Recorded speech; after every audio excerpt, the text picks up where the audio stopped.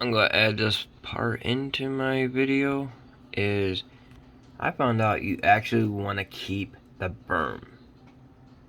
For the longest time, I didn't know this. I always hated the berm because it's always a pain in the butt to clean up. But I'm always wondering why some of the corners will pop up or they will lift because it doesn't really stick good. Some prints I get lucky on, some prints I don't. And then I'm in this forum on Facebook called the Creality, something like the Endlers and stuff like that too. And I'm using the Neptune 3. Neptune 3. And this guy was having this issue like I'm having, is when the corners pop up.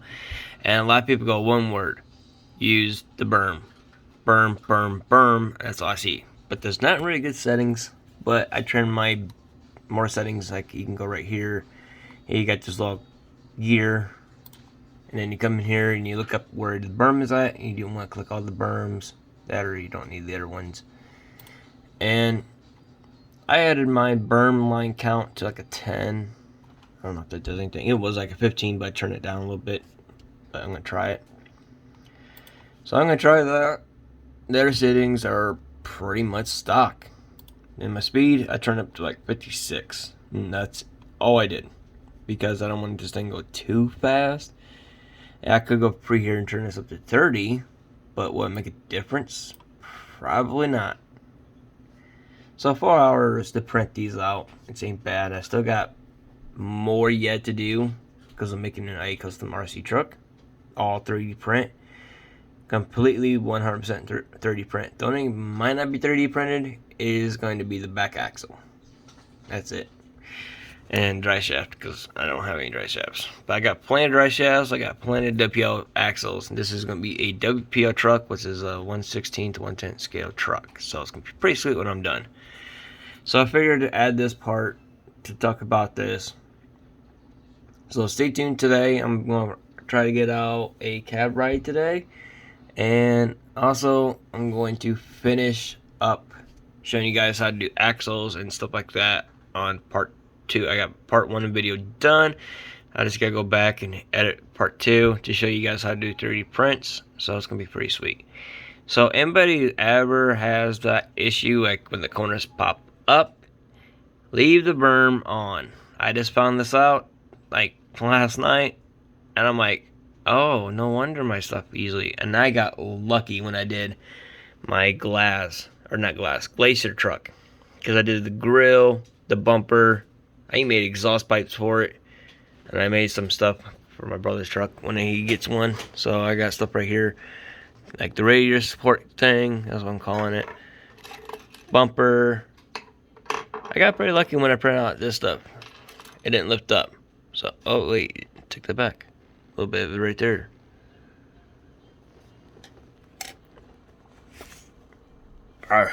See, that's what I'm talking about, like that too. So I'm gonna put a berm on it and go from there. And I have 29 files. There's 29 files to make this truck or vehicle.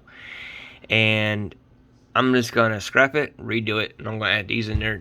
This one here is the 540 motor, which is like a WPL D12 motors could fit in it, I believe. I'm hoping, because I see the little side parts here. These are for like the, I can't think what kind of motors they are. They're pretty cool motors. You set one motor here and one motor there, but the truck ain't gonna be forward drive, so that won't work for me, because I'm going to make this into a drift truck. And then you go prepare. I'm using the Algo Kira that came with my resin printer. No, not resin printer. A different thing I'm using for my Algo. Or yeah, the Algo Neptune came with it. But this is what I need right there. My machine's going to do a beautiful job doing that. I probably don't need supports, but I'm going to have it anyway. Just because it makes me peace of mind. Then you go preview. And you can see more of your stuff, what it's going to look like. Like right there's the berm. It's going to help keep everything intact, I'm hoping. Okay. Well, actually, you know what? I'm going to try it without support, which is right there. And you can add more of your supports in here. I like using the tree like everybody else does. And sometimes you can get lightning, which is a lot cooler thing to do. But I got grid. I'm gonna do lines, see what that looks like. Hour and 22 minutes. I don't know what it was last time, but. And then you kind of see how it looks a little bit better in there. That's like a webbing. Oh boy.